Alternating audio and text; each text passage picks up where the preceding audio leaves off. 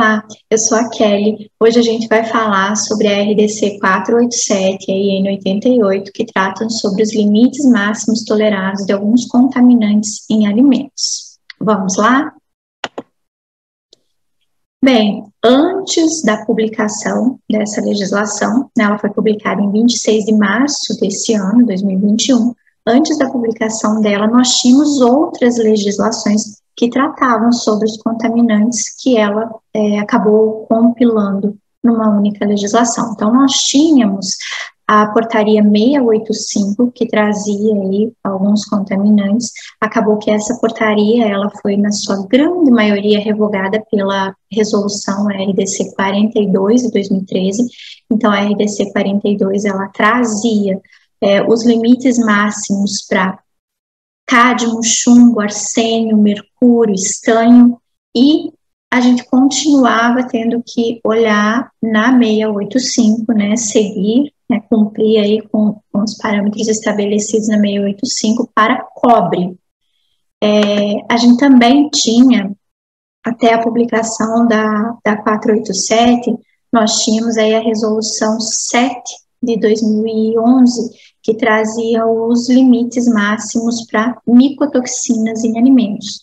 Ela teve uma alteração aí na RDC 138 de 2017, e além dessas a gente também acabou aí incorporando agora na 487 a RDC 193 de 2017, que tratava aí sobre os contaminantes, alguns limites de contaminantes específicos para alimentos destinados à alimentação infantil.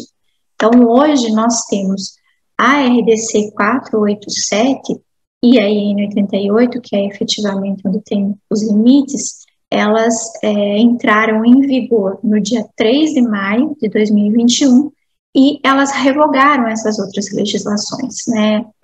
Todas essas outras foram revogadas e compiladas numa legislação única hoje, que é a 487, que traz diretrizes gerais, e a IN 88, que é onde traz efetivamente os limites máximos tolerados. Então, a gente consegue dizer que hoje a RDC 487, combinada com a IN 88, ela é, inclusive, mais completa do que todas as demais legislações que foram revogadas. Por que ela é mais completa?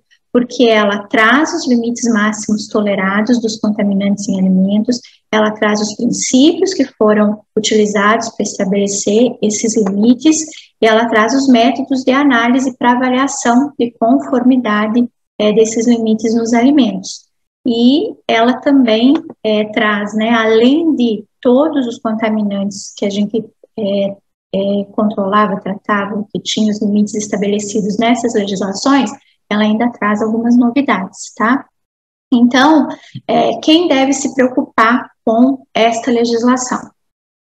Lá na própria RDC 487, a gente encontra a informação de que esta legislação se aplica a todos da cadeia produtiva de alimentos.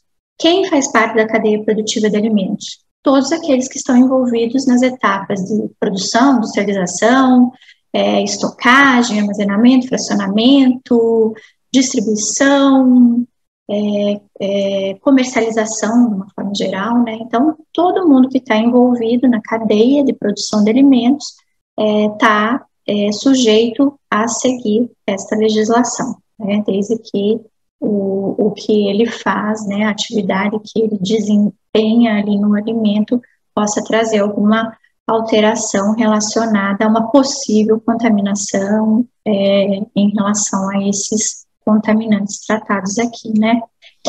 E não se aplica a quem? Não se aplica para água potável, águas envasadas para consumo humano, contaminantes de aditivos alimentares, constituintes de suplementos alimentares, toxinas bacterianas em alimentos, substâncias de migração dos materiais em contato com alimentos e matérias estranhas macro e microscópicas.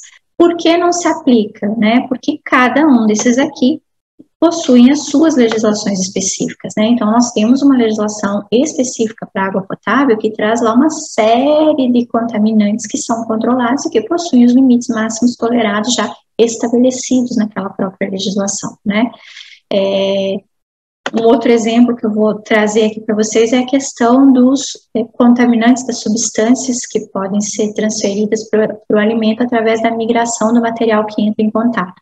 Existem legislações específicas também, definidas lá pela Anvisa, e a gente precisa consultar essas legislações, né? Primeiro, saber qual é o material que está entrando em contato, buscar a legislação específica daquele material, e também a legislação geral aí sobre migração, e seguir esta legislação quando a gente está tratando desse tipo de contaminante, né, um contaminante proveniente da migração do material em contato com o alimento.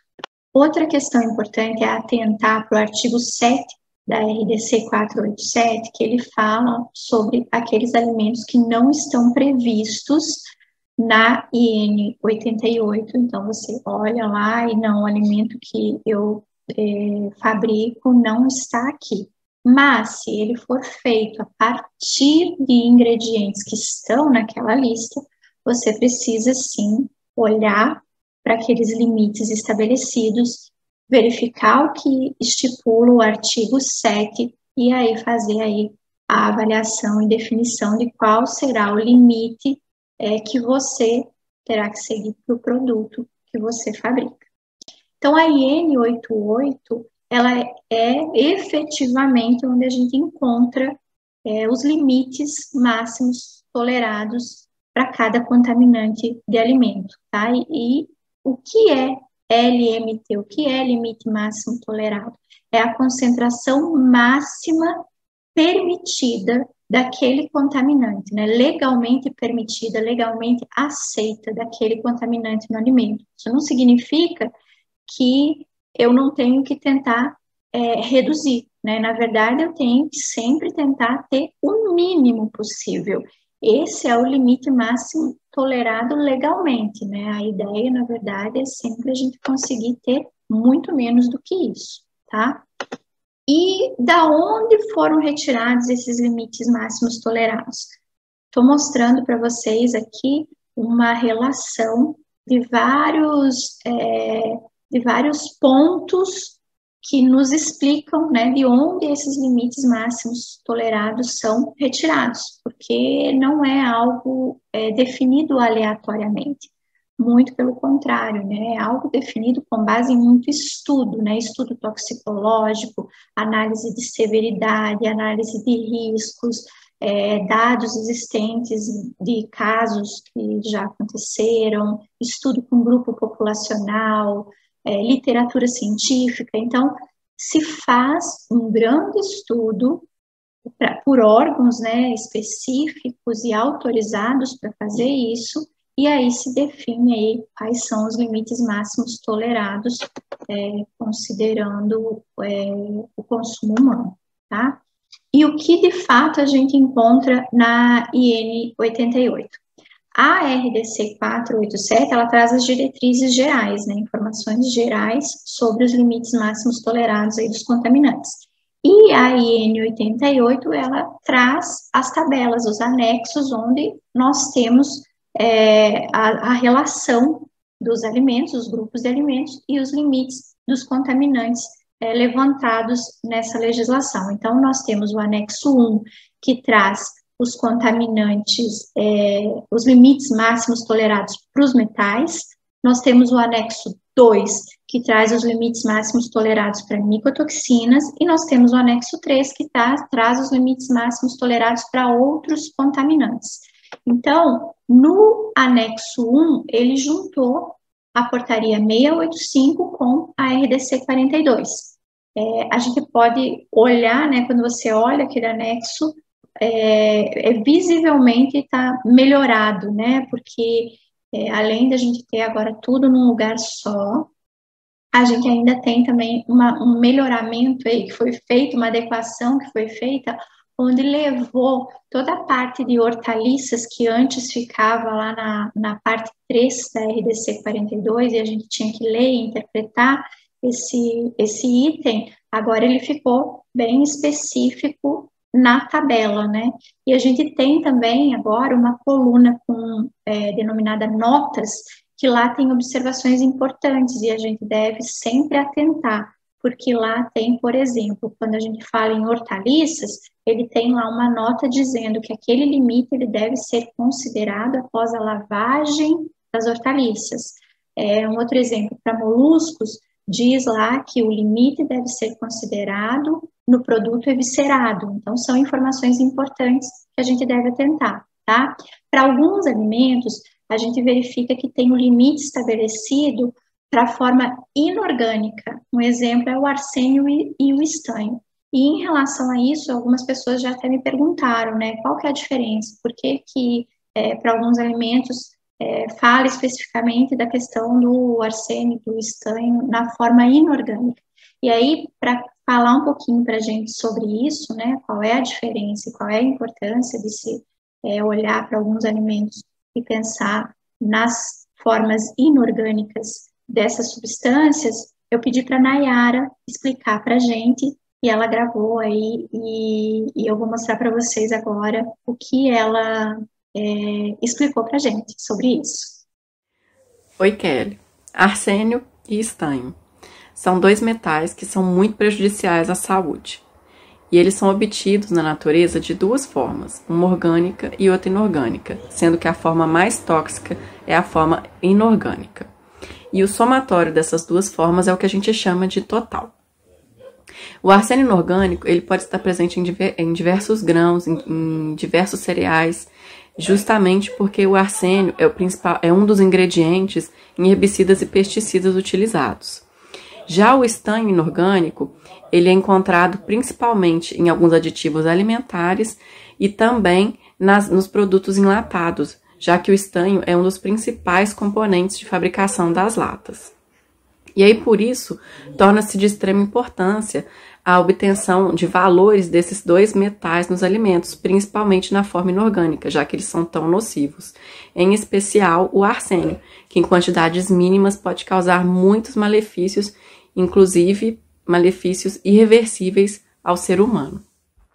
Bom, então agora que a gente entendeu aí com a Nayara essa diferença da forma inorgânica, eu quero chamar a atenção para uma outra mudança que nós tivemos aqui no anexo 1, que foi na tabela em relação aos limites estabelecidos para o cobre, né? Lá na 685 nós tínhamos uma quantidade, né, de alimentos, um grupo de alimentos muito menor do que nós temos agora na IN 88. Então, vale dar uma olhada para cá e se você já tinha um limite estabelecido para o teu alimento, mesmo assim, você precisa olhar agora para a IN 88 para identificar se o limite que você já tinha estabelecido, ele está de acordo com o que está estabelecido agora em lei, né, para ver se você está atendendo. O anexo 2, ele traz os limites para micotoxinas e, de uma forma geral, aqui não houve alteração nos limites. O que aconteceu aqui é que estruturou a legislação de uma forma muito mais amigável, né? Porque a nossa legislação antiga sobre micotoxinas, limites para micotoxinas, ela estava confusa, porque ela tinha sido publicada e ela vinha com um atendimento gradativo para algumas micotoxinas, né? Então, nós tínhamos parâmetros estabelecidos, com limites estabelecidos para serem atendidos em 2011, 2012, 2014, 2016. Então, nós estamos agora em 2021 e temos aí uma relação única no anexo 2 da IN 88, que ficou mais fácil para a gente, né? O anexo 3 trouxe os limites máximos tolerados para outras substâncias. Quais são essas outras substâncias, esses outros contaminantes? Trouxe aí limite para benzopireno, dioxinas, furanos e bifenilas policloradas. Então, também precisa dar uma olhada para essa relação, para esse anexo 3, identificar aí os produtos e passar a ter o controle aí, caso não tenha desses contaminantes no alimento pertinente aí, tá? Agora, para a gente finalizar, eu queria chamar a atenção de vocês para a questão de que Nós temos, que bom, uma legislação agora mais completa em relação a alguns contaminantes, e aqui a gente diz que são os contaminantes do grupo de contaminantes químicos, perigos químicos para os alimentos. Então, nós temos outras legislações que tratam dos perigos microbiológicos e dos perigos físicos, mas essa legislação não deve ser a nossa única referência quando a gente está fazendo o levantamento de perigos químicos para os alimentos produzidos. A gente precisa conhecer muito bem os nossos ingredientes, conhecer muito bem o nosso processo para identificar quais etapas que podem estar trazendo outros perigos, outras contaminações químicas, como, por exemplo, essa questão do contato, né, contaminação por migração. Nós precisamos conhecer muito bem os nossos fornecedores para saber se não está acarretando aí uma contaminação cruzada.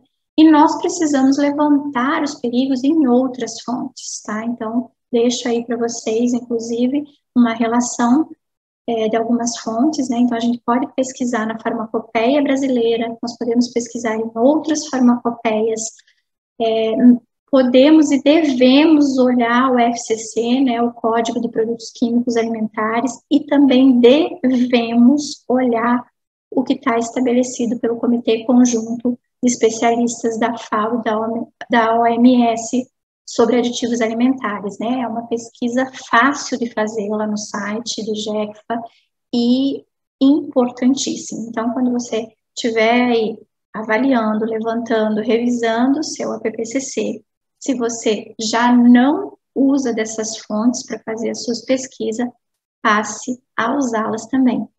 E é isso, as alterações da legislação são essas, a gente deixa essa dica para vocês aí no final, esperamos que vocês tenham gostado do vídeo e a gente se vê por aqui.